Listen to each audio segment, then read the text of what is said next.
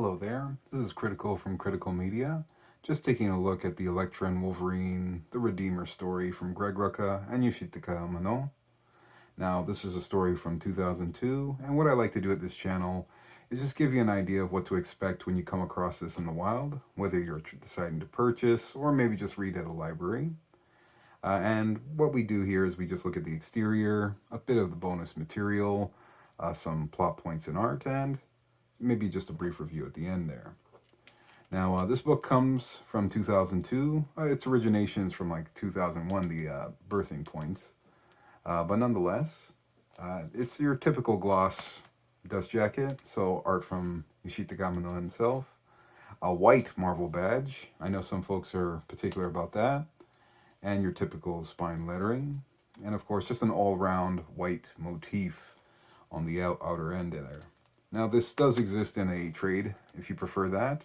But me, I'm a huge fan of hardcovers. Almost every book so far has been a hardcover. But don't get me wrong, I do appreciate a good trade paperback at times. Now, uniquely, underneath the dust jacket, yes, it's actually a linen finish. And you can see it has the gold wrap or gold foil lettering there, even upon its spine. So, very handy there. And I love its feel. It's your traditional novel feel, a nice linen binding. Now, in that sense, we'll just jump into the, of course, bonus material here. Now, as mentioned, Yoshitaka Amano, he's one of those greats from Japan where, yes, you probably know him mainly from Vampire Hunter D or the, the Guyen saga. He does a lot of animation too, like, Speed Racer.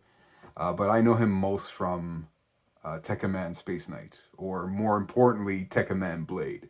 Even though he didn't work on that show, admittedly, Tekkaman Blade is where it began, and that's how I ended up watching Space Knight.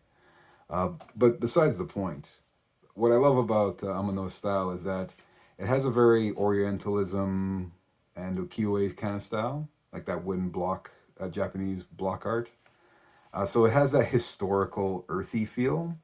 But what makes Amano's work unique is that even though this is Elektra and Wolverine, uh, he still draws these street level heroes in a very mystical way, a very ethereal way.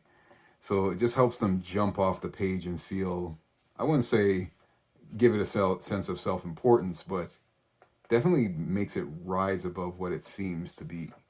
So I don't know, it just makes it pop. I guess that's the word you can say. But yeah, very unique, very statuesque. That's definitely one thing you can get across with, of course, Elektra. And you get a brief review here, or should I say interview with Greg Rucka. But surprisingly, throughout all this, where he's, bringing up all the plot points, he never really mentions Amano even once. It's kind of weird. But I guess that's besides the point. I mean, get weird thrills where you can. Now, in terms of plot points, this is kind of your typical hostage, Stockholm syndrome kind of thing, where Elektra, of course, she's the assassin out there from the Daredevil universe there, and she's hired to take a hit out on a high-rise, very luxurious Manhattan lookout, or should I say, a scientist in the community there. And upon her investigation and upon her infiltration of this highly guarded room, she manages to do the job. The only problem is the daughter, Avery Connor, witnesses her. And instead of freaking out, she kind of has this weird, I don't know, kinship developed through with Elektra. I guess she didn't have the best relationship with her father. And throughout the book, of course, the attachment grows and grows. But you get this idea that this girl, there's more to her than meets the eye. Like government spooks are interested in her. And that's basically where Wolverine jumps in, where the spooks, because they realize that Elektra ain't no joke, they need something special. So they try to recruit Wolverine to the best of their abilities, but, as you can see, he's a bit more brash than usual. But they eventually convince him.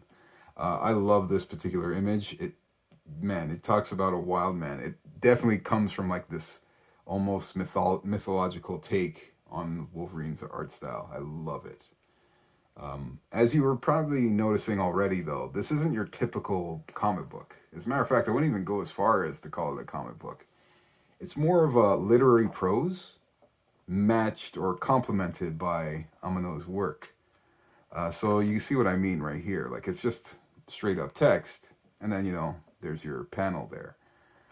But it's beautiful every time you take it because it reminds you of the good old days when you used to read a old school book, or should I say, like almost elementary level book. And like you'd read and you'd imagine in your mind, and more often than not, the artist nails it.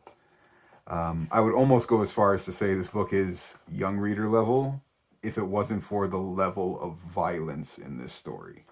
For instance, this is a limousine blowing up and the driver is dead. Almost everybody died in it. And look how gorgeous this is. This is supposed to be the inside of a limousine blowing up. Beautiful. Like, how many people can actually envision it that way? And, of course, the statuesque kind of dance that these two have. Like, perfect. But anywho, yeah, as you go here, I'm just going to show just more so the art panels because the story is admittedly cliche. It is your typical hostage story. You kind of know what's going to happen at the end. Not too many moving parts. There's only like one major antagonist to remember. But still, like it's definitely evocative. But man, oh man, like geez, Amano, gorgeous. There's a lot of 2-page spreads. The book does open wide enough for you to appreciate them. A little combat scene here, very on point. As a matter of fact, the kinetics actually aren't that bad considering, he goes for more of an artistic style. The Orientalism sure gives it that kind of anatomy, I should say. But the ukiyo-e kind of influence, and I'd say you kind of know a little bit of the modern brush art definitely helps it. And I just wanted to finish off on this page here because, man, every time I see it, it for some reason reminds me of Escape from New York, that John Carpenter movie. I don't know why. It just does. It just does for me. But anywho, to close off this video, as I mentioned, it's definitely a book that, you know what, I can understand some folks may not appreciate too much text, but it is a gorgeous set of art when you do come across it. So nonetheless, the one last thing I kind of wanted to mention was that the character of Avery Connor, you kind of heard me say it earlier, but there's this, bigger thing going on with her. And throughout the story, it's kind of revealed she's very similar to a character we're very familiar with. Now, this character came out in 2004, back in the animated series. I think it was X-Men Evolution. And we all know her now, but this is X-23, right? Created by, I believe, Craig Kyle in like 2004. Although apparently he worked on it since 2003. But the strange thing is, a lot of the history and origin story of Laura Kinney is way too similar to this character here, Avery Connor.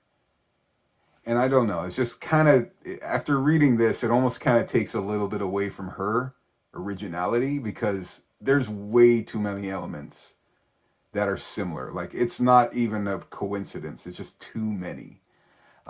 So almost you could say Greg Rucka is kind of responsible for X-23. So I'm not going to go too far to say plagiarism, but it's just the similarities were there. But nonetheless, this is more about this book here. Maybe you're interested in picking it up. Maybe just giving it a once over. I'd definitely say you can rent this from a library. Just take it in that way. If the art does speak to you, then definitely it's a purchase. But nonetheless, maybe you've already read it.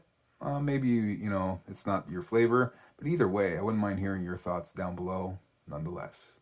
As always, y'all folks take care, and hopefully I see you guys in the next video. Bye now.